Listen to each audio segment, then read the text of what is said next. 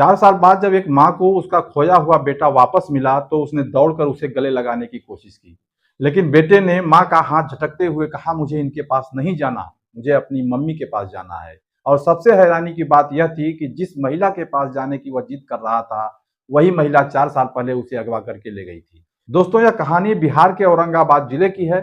एक ऐसी कहानी जिसने पुलिस वालों तक को भावुक कर दिया, क्योंकि यहाँ एक तरफ अपने बेटे के लिए 4 साल तक तड़पने वाले माँ बाप थे, तो दूसरी तरफ एक ऐसी महिला थी जिसने बच्चा चुराया जरूर था, लेकिन 4 साल तक उसे अपने बेटे की तरह पाला भी था। साल 2022 का समय था। उस दिन वट सावित्री पूजा होने के कारण मंदिर में काफी भीड़ भाड़ थी और महिलाएं पूजा पाठ में व्यस्त थी। इसी भीड़ के बीच 4 साल का मासूम शिवम पांडे भी अपनी माँ के साथ मंदिर पहुंचा था।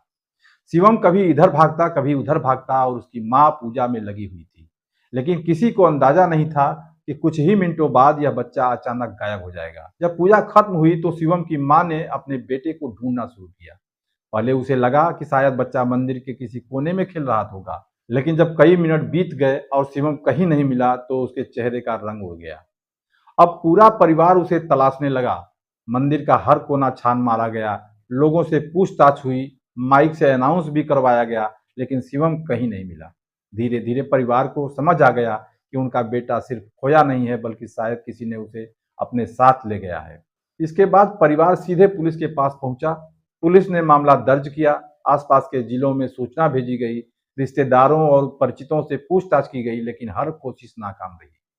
दिन गुजरते गए, हफ्ते बीत गए, फिर महीने बीत गए और देखते ही देखते पूरे 4 साल गुजर गए, लेकिन शिवम का कोई पता नहीं चला। उधर शिवम की माँ की जिंदगी जैसे रुक सी गई थी। घर में रखे उसके खिलौने आज भी वैसे ही पड़े थे। उसके छोटे छोटे कपड़े आज भी संभाल कर रखे गए थे। हर त्योहार पर माँ की आंखें भर आती थी। उसकी माँ जब भी किसी बच्चे को अपने माँ बाप के साथ देखती तो उसे अपना शिवम याद आ जाता। पिता भी बाहर से मजबूत दिखने की कोशिश करते थे, लेकिन अंदर से वह भी पूरी तरह टूट चुके थे। हर बार जब फोन बजता था तो उन्हें लगता था कि शायद इस बार उनके बेटे की कोई खबर मिलेगी, लेकिन हर बार सिर्फ निराशा ही हाथ लगती थी। अब जरा दूसरी तरफ की कहानी भी समझिए। जिस समय शिवम का परिवार उसके लिए रो रहा था, उसी समय एक दूसरी महिला उसे अपने बेटे की तरह पाल रही होती है। इस महिला का नाम था रंजू देवी। रंजू देवी ने शिवम का नाम बदलकर रोशन रख दिया था। धीरे धीरे उसने बच्चे को यह विश्वास दिला दिया कि वही उसकी असली माँ है। उसने उसे अच्छे से अच्छे स्कूल में पढ़ाया, अच्छे कपड़े पहनाए, बीमार होने पर उसकी देखभाल भी की और उसे प्यार दिया।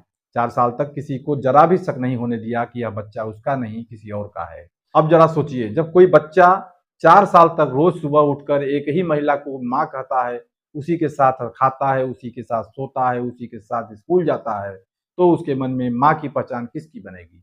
जाहिर सी बात है, उसी महिला की। और आगे चलकर यह मामला इतना भावुक बन गया।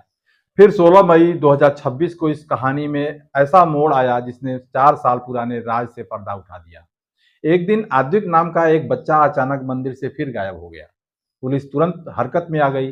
जांच शुरू हुई, सीसीटीवी फुटेज देखे गए, लोगों से पूछताछ की गई और जांच करते करते पुलिस गया जिले के खिजर सराय इलाके में रहने वाली रंजू देवी तक पहुंच गई। पुलिस ने उसके घर पर छापा मारा तो वहां आद्विक मिल गया, लेकिन पुलिस को वहां एक और बच्चा भी दिखाई दिया, करीब 8 साल का एक लड़का, जिसे रंजू देवी उसे अपना बेटा बता रही थी।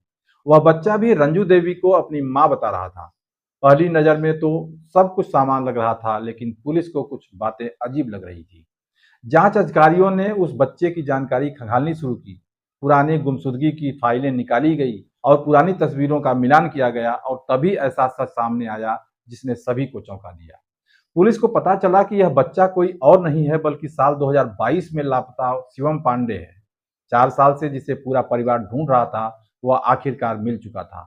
यह खबर मिलते ही शिवम के माता पिता की खुशी का ठिकाना नहीं था। उन्हें लगा कि अब सब कुछ पहले जैसा हो जाएगा। उन्हें लगा कि उनका बेटा दौड़कर उनकी गोद में आ जाएगा, लेकिन असली दर्द तो अभी बाकी था। जब शिवम को उसके असली माता पिता के सामने लाया गया तो उसकी माँ अपने बेटे को देखते ही फूट फूट कर रोने लगी। पिता की आंखों से भी लगातार आंसू बह रहे थे। 4 साल का इंतजार आखिरकार खत्म हो चुका था, लेकिन तभी शिवम ने ऐसा रिएक्शन दिया जिसने वहां मौजूद हर व्यक्ति को भावुक कर दिया। शिवम चुपचाप खड़ा रहा। उसने अपने असली माता पिता को देखा, लेकिन पहचान नहीं पाया। उसके चेहरे पर कोई भाव नहीं थे, कोई अपनापन नहीं था, फिर उसने कहा मुझे उनके पास नहीं जाना, मुझे अपनी मम्मी के पास जाना है। यह सुनकर उसकी असली माँ का दिल टूट गया, क्योंकि जिस बेटे के लिए वह 4 साल तक रोती रही, तड़पती रही, वही बेटा अब उसे पहचान नहीं रहा था।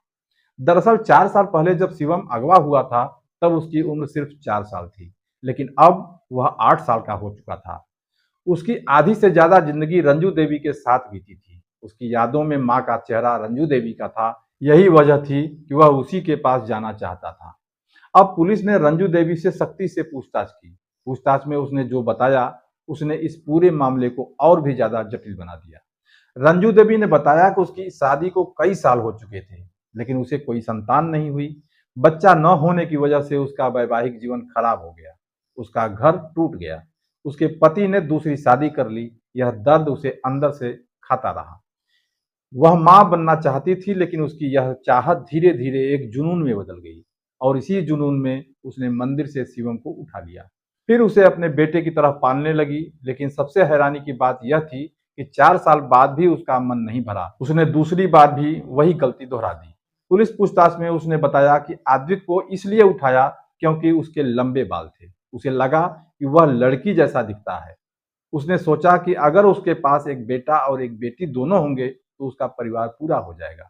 लेकिन यही फैसला उसकी सबसे बड़ी गलती साबित हुई। आद्विक के अपहरण की जांच ने 4 साल पुराने शिवम किडनैपिंग केस का भी पर्दाफाश कर दिया।